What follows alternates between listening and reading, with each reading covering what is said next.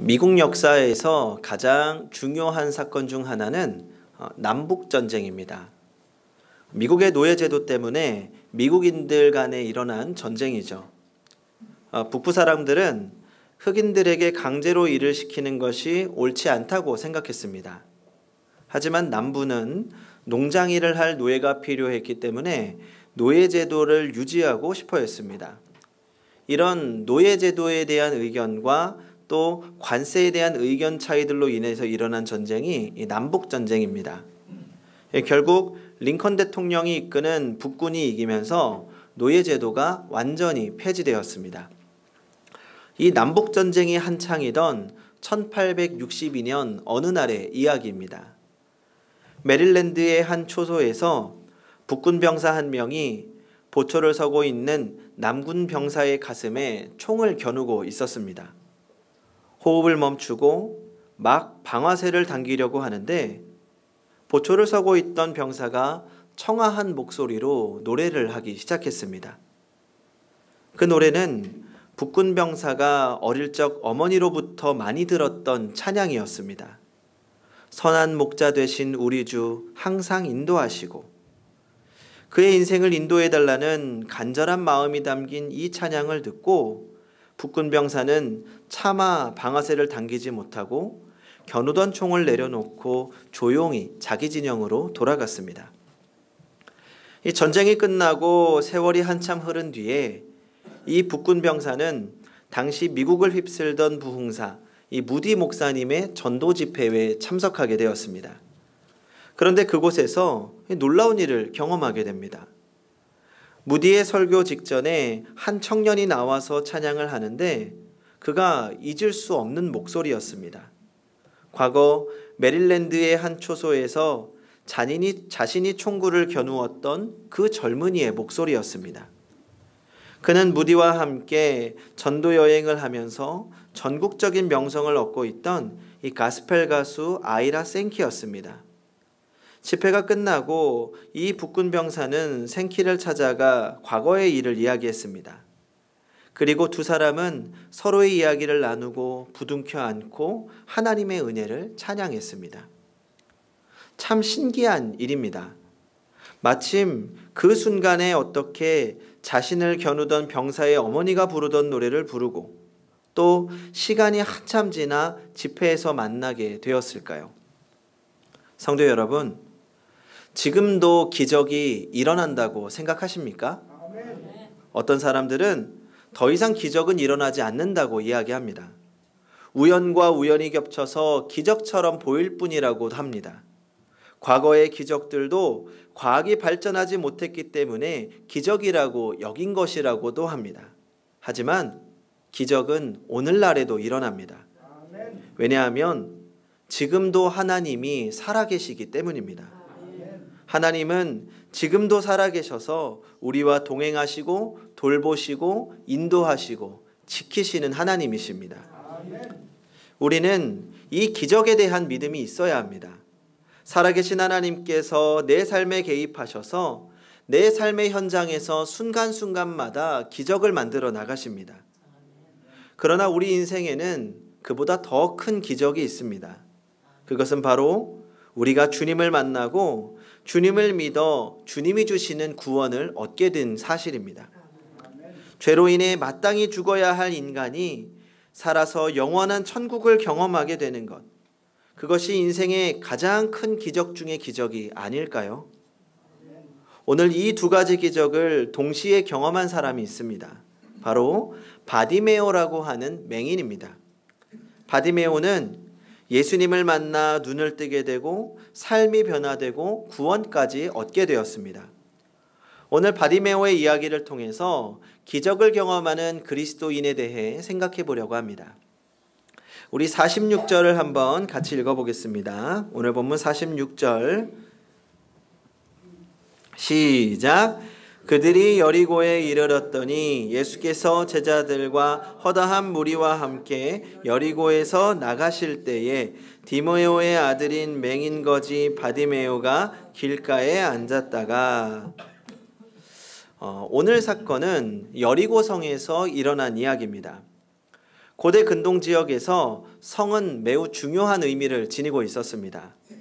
이 목축과 농사는 성 밖에서 이루어졌지만 이 사람들이 일상생활을 하는 주거생활은 성을 중심으로 이루어집니다. 그러니까 성은 적들로부터 주민들을 보호하는 피난처 역할도 했습니다. 이 성경을 보면 중요한 성들이 참 많이 등장합니다.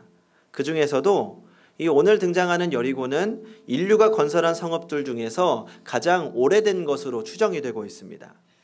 이 학자들은 고고학적인 근거를 통해서 이 여리고성이 대략 주전 7,000년 혹은 8,000년 전부터 존재했을 것으로 보고 있습니다. 오늘의 말씀은 바로 이 여리고 성문에서 있었던 일입니다. 이 성경시대의 성문은 아주 중요한 곳이었습니다. 이 당시의 성 안은 매우 작은 길들로 연결이 되어 있어서 마치 미로 같았습니다. 유일하게 넓은 곳이 성문 앞이었습니다. 이 성문 앞에는 광장이 있어서 늘 사람들로 붐볐습니다. 그곳에서는 재판이나 행정적인 업무가 이루어졌고 또 그곳은 시장이면서 집회 장소이기도 했습니다. 느헤미야서를 보면 학사 에스라가 성문 앞 광장에서 백성들을 모아놓고 율법 말씀을 읽어주기도 했습니다. 성문 앞은 그 자체로 하나의 축소된 세상이었습니다. 그곳에서는 타지에서 여리고로 오는 사람들과 여리고에서 타지로 떠나는 사람들이 옷깃을 스치며 지나쳤습니다. 마치 지금 이 순간에도 세상에 태어나는 사람이 있는가 하면 세상을 떠나는 사람이 있는 것과 같습니다. 그곳엔 다양한 사람들이 있었습니다. 남자와 여자, 유대인과 이방인, 어른과 아이, 공직자, 목자, 농부, 율법사, 아주 다양한 사람들이 모여 있었습니다. 그중 일부는 부유했고 일부는 가난했습니다. 어떤 이는 건강했고 어떤 이는 병약했습니다. 또 거기는 성공과 실패가 교차하는 곳이었습니다. 성공을 자랑하는 사람이 있는가 하면 어떤 사람은 실패로 마음 아파했습니다. 그렇게 축소된 세상에 많은 사람들이 모여 있었습니다. 오늘 말씀은 바로 이 축소된 세상 같은 여리고 성문 앞에 있는 한 사람의 이야기입니다. 그는 바로 소경, 신학 시각장애인 바디메오였습니다. 바디메오는 성문 근처 길가에 앉아 있었습니다. 그러다가 예수님이 지나가신다는 소식을 듣자마자 소리 지르기 시작했습니다. 예수님을 부른 것입니다. 소리쳐 예수님을 불렀습니다. 너무 시끄러워 사람들이 말려도 예수님께서 들으실 때까지 부르짖었습니다. 이 외침이 기적의 시작이었습니다. 오늘 바디메오가 예수님을 그토록 간절하게 부르짖었던 이유가 무엇입니까? 바디메오의 눈이 보이지 않았기 때문입니다. 제가 정치인을 예로 드는 것은 별로 좋아하지 않습니다. 믿는 사람이라고 해서 뽑고 기대했더니 교회와 세상을 실망시키는 사람들이 너무나도 많기 때문입니다. 하지만 한 정치인의 신앙 고백 중에 이 마음에 와닿는 것이 있어 하나 잠깐 소개하려고 합니다. 현재 우리나라 국무총리인 이낙연 총리가 인터넷에 남긴 짧은 고백입니다. 제가 읽어보겠습니다. 2003년 10월 서울에서 제 외아들이 목숨을 건 수술을 받았습니다. 아들이 수술실에 들어간 아침 8시부터 수술실 밖에서는 10여 명이 기도를 올렸습니다. 아들이 핏덩어리이던 시절부터 길러주신 장모님이 다니신 교회 목사님이 새벽에 전주를 출발 손수운전으로 서울까지 오셔서 수술실 앞에서 기도해 주셨습니다. 그러나 수술실 앞에 10여 명 가운데는 기도도 할 줄 모르는 채 멀뚱멀뚱 앉아있는 사람도 있었습니다. 수술받는 환자의 아비 저였습니다. 저는 참담했습니다. 기도를 모르는 제가 비참했습니다. 아비 이전에 인간도 아니라고 생각했습니다. 가장 절박한 순간에 절대잡게 간구하는 것이 인간이라는 생각을 처음으로 하게 되었습니다. 아들의 수술은 아들과 저의 인생을 바꾸어 놓았습니다. 저는 그때 처음으로 교회 문을 두드렸습니다. 영광중앙교회 목사님께 세례를 받고 몇 년 후에는 서리 집사가 되었습니다. 이낙연 총리도 똑똑하고 성공한 사람이었습니다. 아마 자신의 힘으로 승승장구하는 동안 하나님이 필요하다고 생각하지 않았을 것입니다. 하지만 자신이 할 수 있는 일이 없다는 것을 깨닫고 구원이 필요하다고 생각할 때 그때 하나님을 찾게 된 것입니다. 스스로 잘났다고 생각하는 사람은 절대 예수님을 만날 수 없습니다. 지금 내 삶에 아무런 도움이 필요 없다고 생각하는 사람은 예수님을 찾지 않습니다. 믿음이 없는 사람뿐만 아니라 믿음이 있더라도 삶의 결핍이 없으면 주님 찾는 것을 잊어버립니다.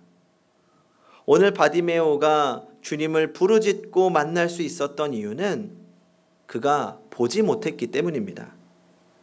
눈으로 예수님을 보던 사람들은 예수님의 초라한 차림 때문에 무시하는 사람들이 많았습니다. 당시 스스로 잘났다고 여기던 바리새인들은 예수님이 필요 없었습니다. 결국 그들은 주님을 만나고도 주님을 만나지 못했던 사람들입니다. 볼 수 있다는 것이 언제나 복일까요? 때로는 볼 수 없는 것이 복이 될 때도 있지 않을까요? 마찬가지로 자신이 원하는 것을 다 가지면 반드시 그게 복일까요? 오히려 근심의 원인이 되고 저주가 되는 것은 아닙니까? 예수님을 만나고 변화된 사람들은 오히려 어딘가 부족한 사람들이었습니다. 어딘가 결핍되고 스스로 부족하다고 여긴 사람들, 예수님이 유일한 희망이 되었던 사람들이 예수를 만나고 기적을 경험한 것입니다. 성도 여러분, 우리는 모두 바디메오입니다. 우리는 힘이 없습니다. 능력도 없고 결핍되어 있습니다. 구원이 필요합니다. 그저 어제 오늘 하루 잘 먹고 잘 쉬었다고 우리의 삶이 완전한 것이 아닙니다. 내가 보는 것이 전부가 아님을 알아야 합니다. 나는 예수님이 필요한 사람이라는 것을 깨달아야 합니다. 예수님 없이는 단 하루도 살 수 없는 사람이라는 것을 알아야 합니다. 나의 할 수 없음과 결핍을 인정할 때 그때부터 기적이 시작되는 것입니다. 그리고 오늘 말씀에서 주목해야 할 또 한 가지 부분이 있습니다. 바디메오에 대한 기록이 이 각 복음서마다 조금씩 차이가 있습니다. 그 중에 한 가지 차이는 사건이 있었던 시점입니다. 오늘 본문에는 예수님께서 여리고를 떠나실 때 이 일이 있었다고 합니다. 마태복음에서도 예수님을 떠날 때, 그런데 누가복음을 보면 예수님께서 가까이 오셨을 때 한 맹인이 만난 것으로 기록되어 있습니다. 하지만 여리고에 도착하실 때이든지 떠나가실 때이든지 그것은 중요한 문제가 아닙니다. 중요한 것은 예수님께서 그들 앞을 지나쳐 가시면 다시는 그분을 만날 수 없을 것이라는 사실이었습니다. 이 여리고는 갈릴리 방향에서 예루살렘으로 가려면 반드시 거쳐야 하는 마지막 관문이었습니다. 예수님께서 여리고를 떠나 예루살렘으로 가시면 십자가를 지실 것이고 또 부활하시고 승천하시기 때문에 다시 여리고로 오실 일은 없었습니다. 따라서 예수님께서는 그들 앞을 마지막으로 지나가는 것이었고 그들이 예수님을 만날 수 있는 기회는 그때뿐이었습니다. 바디메오는 그때가 예수님을 만날 마지막 기회라고 생각했습니다. 그래서 간절했고 간절했기에 목소리가 높아졌고 그 간절함은 어느 누구도 막을 수가 없었습니다. 48절을 보십시오. 많은 사람이 꾸짖어 잠잠하라 하되 그가 더욱 크게 소리질러 이르되 다윗의 자손이여 나를 불쌍히 여기소서 하는지라. 예수님을 부르는 바디메오의 목소리를 상상해 보시기 바랍니다. 얼마나 간절하게 불렀을까요? 자신의 목이 찢어라 부르지 않았을까요? 그가 시끄럽자 사람들이 꾸짖었지만 그의 간절함은 사람들의 꾸지람에도 굴하지 않았습니다. 더 크게 소리 질렀습니다. 오늘이 마지막이라고 생각하는 마음이 예수님을 멈추게 한 것입니다. 성도 여러분, 우리라고 다를 것이 없습니다. 오늘이 지나면 내일이 오겠지만 오늘과 내일은 엄연히 다른 시간입니다. 그리고 내일이 우리에게 주어질 것이라는 보장은 그 어디에도 없습니다. 대체 역사소설이라고 하는 장르가 있습니다. 이 역사가 과거와 달리 전개되었다는 가정하에 전혀 다른 가상의 역사를 상상해 보는 것입니다. 예를 들어서 만약 우리나라 왕조가 무너지지 않았다면 지금 우리나라는 어떤 모습일까? 또는 우리나라가 일제강점기를 극복하지 못했다면 우리는 지금 어떤 모습일까? 이 상상하면서 바뀌어진 역사를 생각해 보는 겁니다. 이 한동안 인기가 있어서 여러 종류의 드라마나 소설로 등장하기도 했습니다. 우리도 우리 인생의 대체 역사 소설을 자주 써봅니다. 내가 예전에 이런 선택을 하지 않았다면 지금의 나는 어떤 모습일까 생각해 보는 겁니다. 그중 우리가 가장 많이 하는 상상이 무엇입니까? 내가 만약 이 사람을 만나지 않았으면, 내가 이 원수와 결혼하지 않았으면 어땠을까를 생각해 봅니다. 절대 제 이야기가 아니라 설문조사 결과입니다. 그렇게 우리는 늘 만약에 라고 생각하면서 지금이 아닌 또 다른 인생을 생각해 봅니다. 어떻게 보면 과거의 선택을 후회하는 거죠. 하지만 우리 인생은 만약이 없습니다. 지나간 것은 지나간 것입니다. 오늘이 지나가면 끝입니다. 오늘이 오늘의 마지막인 것입니다. 그래서 우리는 매 순간의 선택에 신중해야 합니다. 지나가 버리고 나면 다시는 돌아오지 않을 기회이기 때문입니다. 더욱 중요한 것은 그 오늘이 정말 우리의 마지막이 될 수 있다는 것입니다. 이 세상에 온갖 종류의 보험 상품이 있지만 생명의 시간을 연장해주는 보험 상품은 없습니다. 단지 주어진 시간이 종결되어서 사람이 죽고 나면 일정 금액의 위로금을 가족에게 줄 뿐입니다. 얼마 전에 한 5년 동안 열심히 들었던 보험을 깼습니다. 보험이라는 것이 만일을 대비해서 준비하는 것 아닙니까? 나름 보험을 들기 전에는 꼼꼼히 계산했습니다. 이 정도면 충분히 감당할 수 있을 거라고 생각했습니다. 하지만 그 보험을 유지할 수 있을지조차 모르는 것이 인생입니다. 인생은 한 치 앞도 모릅니다. 그렇기 때문에 내일이란 시간이 자신의 주머니에 있는 것처럼 말하는 사람은 참 어리석은 사람입니다. 오늘이 마지막인 것처럼 사는 신앙을 종말론적 신앙이라고 말합니다. 그리고 나아가서 마지막일 수 있는 오늘 유일한 희망인 예수를 붙잡고 사는 인생, 마지막을 예수에게 맡기며 예수의 은혜로 사는 인생이 종말론적 신앙인 것입니다.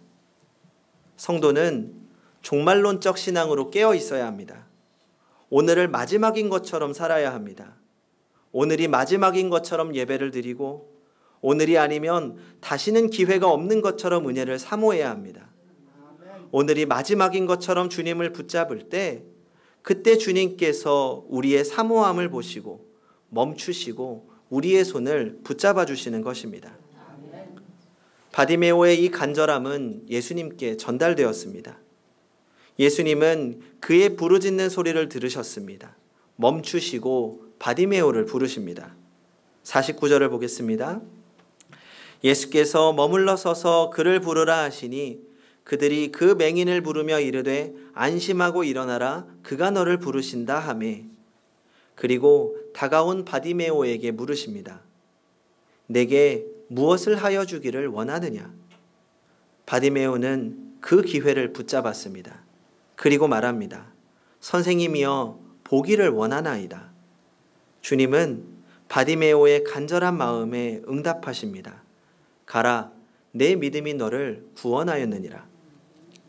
성도 여러분, 지금도 예수님께서는 부르짖는 자의 눈물의 기도 소리에 멈추십니다. 입을 열어 부르짖으시기 바랍니다. 새롭고 비밀한 것을 보여주실 것입니다. 시편 50편 15절입니다. 환난 날에 나를 부르라 내가 너를 건지리니 내가 나를 영화롭게 하리로다.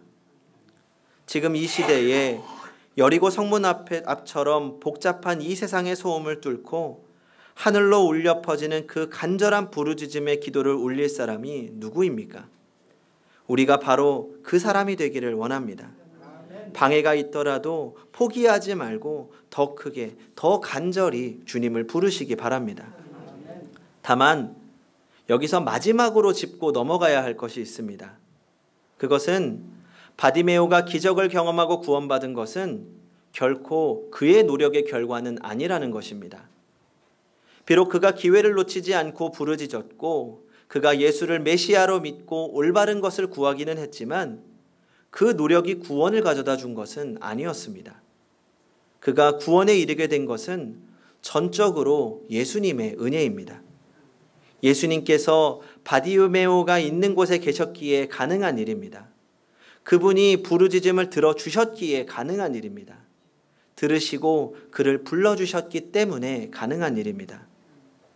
성도 여러분, 그 예수님께서 지금 여기에 계십니다. 귀를 열고 우리의 기도를 들으십니다. 그리고 우리에게 물으십니다. 무엇을 원하느냐? 그 예수님께서 우리에게 은혜를 주려고 준비하고 계신 것을 기억하시기 바랍니다. 우리 모두 은혜를 입은 또 하나의 바디메오로서 세상이라 성문 앞에 있는 그 누구보다도 행복하게 살아가는 주님을 만나는 성도님들이 되시기 바랍니다. 기도하겠습니다. 주님, 오늘 이 시간 멈추어 우리의 기도를 들어 주시옵소서. 우리는 연약합니다. 힘이 없습니다. 결핍되어 있습니다. 주님이 아니면 하루도 버틸 수 없는 인생입니다. 유일한 소망이 되시는 주님을 붙잡습니다. 멈추어 우리의 기도를 들어 주시옵소서. 이렇게 간절한 마음과 기도로 살기 원합니다. 하루하루를 마지막인 것처럼 살게 하여 주시옵소서. 마지막인 것처럼 예배하게 하시고 마지막처럼 은혜를 구하게 하시고 마지막처럼 주님만 붙잡고 살게 하여 주시옵소서. 그리하여 날마다 주님과 동행하며 주님이 주시는 은혜로 살아가는 성도가 되게 하여 주시옵소서. 늘 함께 하실 줄 믿으며 예수님의 이름으로 기도합니다. 아멘.